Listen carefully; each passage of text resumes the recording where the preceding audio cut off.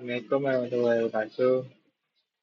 Saya akan bercerita dengan nomor 301053010 dari Prodi D3 Teknik Telekomunikasi Jurusan Elektro Politeknik Negeri Padang.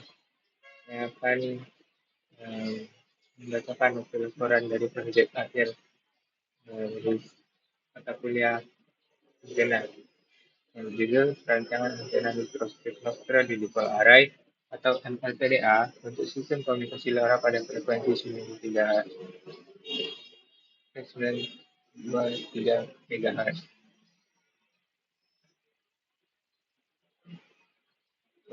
Di sini pertama tiga produknya.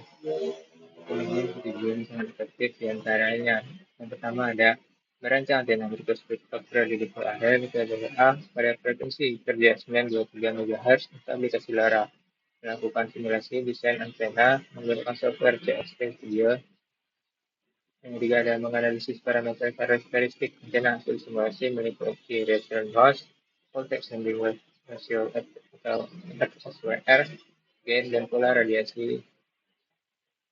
Selanjutnya, analisa teorinya yang pertama ada antena dalam sistem komunikasi. Antena merupakan salah satu komponen utama dalam sistem komunikasi nirkabel yang berfungsi sebagai media pemancar dan penerima gelombang elektromagnetik. Kinerja suatu sistem komunikasi sangat dipengaruhi oleh karakteristik antena seperti frekuensi kerja, bandwidth, gain, pola radiasi, return loss, dan voltage sending wave ratio. Pemilihan dan perancangan antena yang tepat menjadi faktor penting untuk menjaga kualitas komunikasi optimal, khususnya pada sistem komunikasi jarak jauh seperti tenda. Digunakan adalah teknologi LoRa atau long range. LoRa merupakan teknologi komunikasi nirkabel jarak jauh yang termasuk dalam kategori low wide area network. Teknologi ini dirancang untuk aplikasi internet of things, availability dengan kebutuhan konsumsi daya rendah dan jangkauan komunikasi yang luas. LoRa beroperasi pada pita frekuensi 923 MHz untuk melakukan komunikasi LoRa diperlukan antena mampu bekerja secara digital dan frekuensi antena dan memadai serta referensi yang kecil. Antena mikrostrip adalah jenis antena dari elemen superkonduktor yang diletakkan di atas substrat dielektrik dan ground panel di bagian bawah. Antena ini banyak digunakan dalam sistem komunikasi modern karena memiliki keunggulan beberapa ukuran yang ringkas, berbarengan dengan publikasi relatif serta mudah diintegrasikan dengan rangkaian elektronik maupun antena mikrostrip memiliki keterbatasan berupa bandwidth relatif sempit dan gain yang rendah sehingga diperlukan teknik pengembangan seperti komunikasi kesetaraan. Dari dipol array merupakan antena yang tersusun dari beberapa elemen dipol dengan panjang elemen bervariasi secara logaritmik. Antena LPDA memiliki karakteristik utama berupa bandwidth yang lebar, performa yang relatif stabil dan frekuensi tertentu. Menurut penelitian yang dilakukan oleh Nasari dan kawan-kawan, LPDA merupakan menghasilkan gain yang cukup tinggi dan nilai return loss yang baik, sehingga cocok digunakan pada sistem komunikasi nirkabel modern.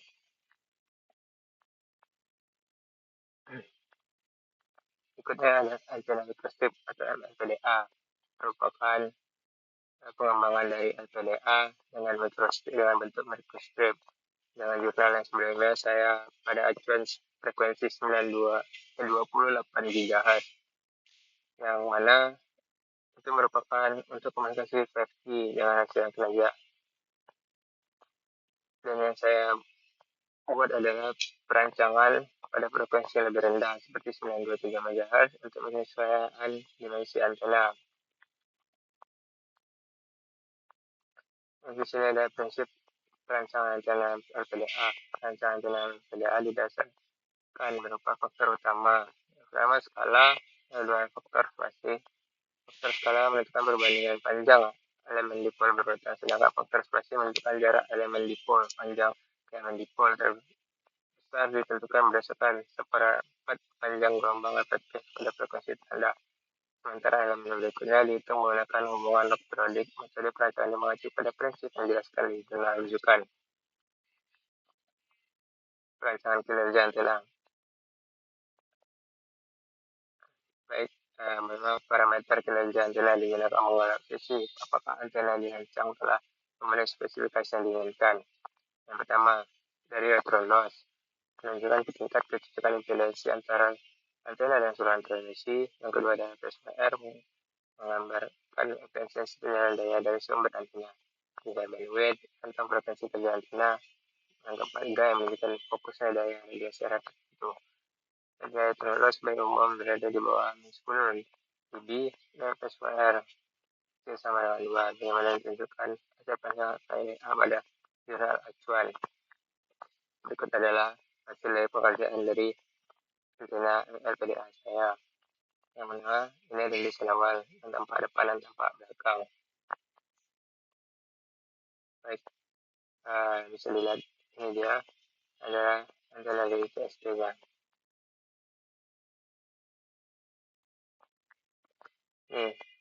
Ini adalah tampak depan dan ini adalah tampak belakang. Tampaknya seperti sama, tapi ketika ditekan petnya akan nampak perbedaan di mana depan dan belakangnya adalah ada mirror. Baik, kita lanjut kepada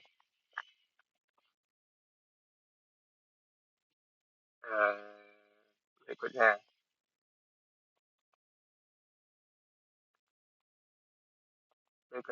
Ini adalah parameter listnya, yang mana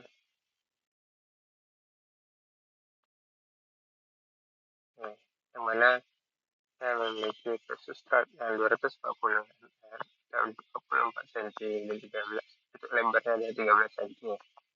Dan ini adalah untuk list keseluruhannya, baik dari substratnya, dari tembaga, dan pivot line. Pivot line merupakan panjang dari filenya, pivot line adalah lebar filenya, patch adalah panjang dari elemennya, dan patch adalah lebar elemennya.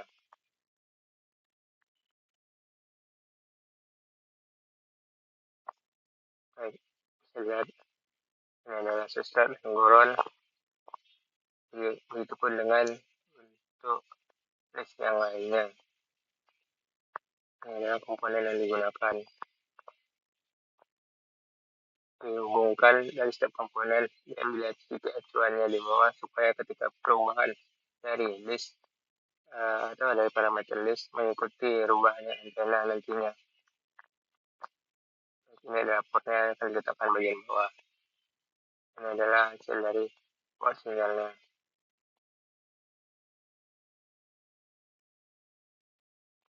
Berikut adalah S parameter. Saya sudah melakukan banyak kali percobaan untuk menentukan atau mendapatkan kedalaman 923 MHz. Dan ini adalah hasil terjauh yang saya dapatkan dari hasil-hasil saya sebelumnya. Saya sangat sudah mendekati dengan kedalaman min 14 dB. Ini adalah referensi impedance-nya. Ini adalah directivity. Baik, selanjutnya analisa kesimpulan dari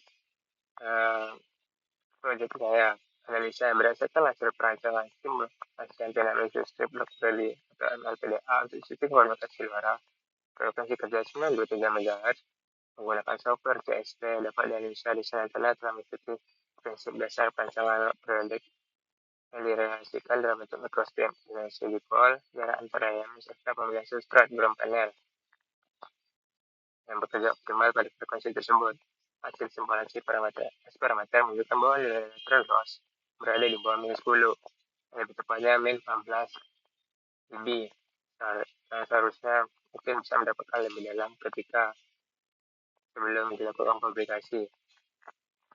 Hingga adanya pantauan kembali ke sumber relatif kecil.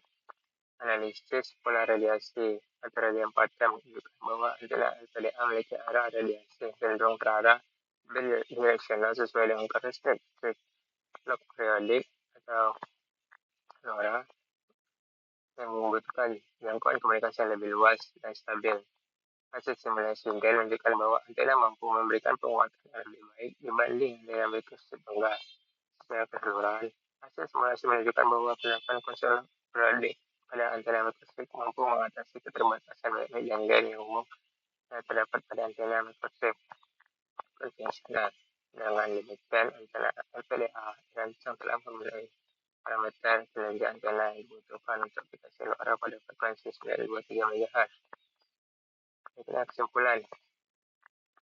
Berdasarkan simulasi dan analisa yang telah dilakukan, dapat disimpulkan bahwa antena mikrostrip Predictable Ripple Array tersedia pada frekuensi 923 MHz menggunakan sistem komunikasi LoRa tersebut berhasil. Hasil simulasi menunjukkan nilai return loss di bawah min 10 dB dan nilai persoalan sama dengan 2 pada frekuensi kerja menandakan kondisi kombinasi antena tidak baik. Bila radiasi antena bersifat arah dan baik yang dihasilkan lebih baik dibanding dalam mikroskop tunggal sehingga mendukung komunikasi di radio yang lebih daya rendah.